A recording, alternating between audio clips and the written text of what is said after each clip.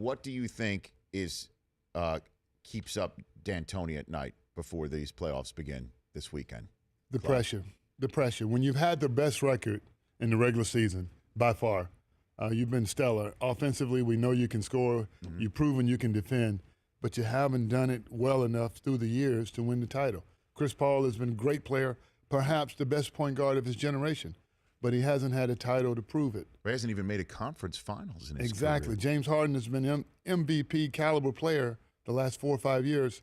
He needs a title to confirm it.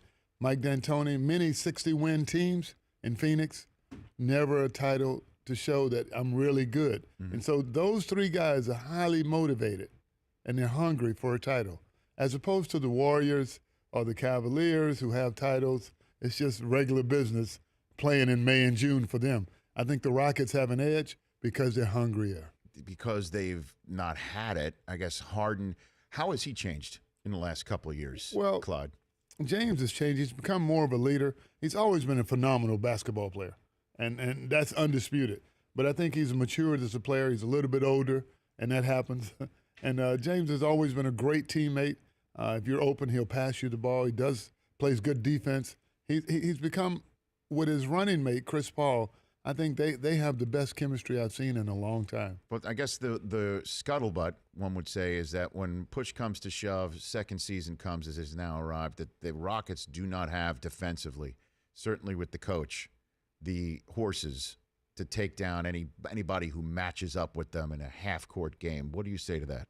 Well, they have to prove that. I think they've proven that throughout the regular season because teams have tried everything, doubling, tripling James and Chris, leaving other guys open, taking away the three-point shots, giving them mid-range. They've got an answer for all of that. Now, the key is, can you do it on demand in the postseason? I think they can. Which is the team you think they can give them the most fits? Obviously, the Warriors. Is it? The Warriors. Well, what if Curry's not there? The Warriors. Still. Because they still have a star-studded team. They have a cohesive unit. They're well-coached. These guys know what to do. They got a lot of veterans on their team. Guys who know their roles and are happy with their roles. That's why they're so good. Clyde Drexler here on the Rich Eisen Show. I've got Damian Lillard coming up next after you and I have a nice chat here. Do you think he's taken the mantle from you? Absolutely. I think Damian's one of the best pure points in the game. He can score. He can pass. He's a leader. He shows up every night. He's embraced that role, and I love watching him play. And a super nice guy. So why not them then? Why not them this year? Well, I think they're lacking one or two pieces.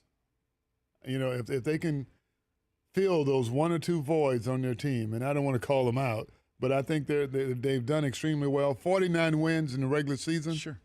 That's good, but you know, most of the champions are in the 50, 60 win category.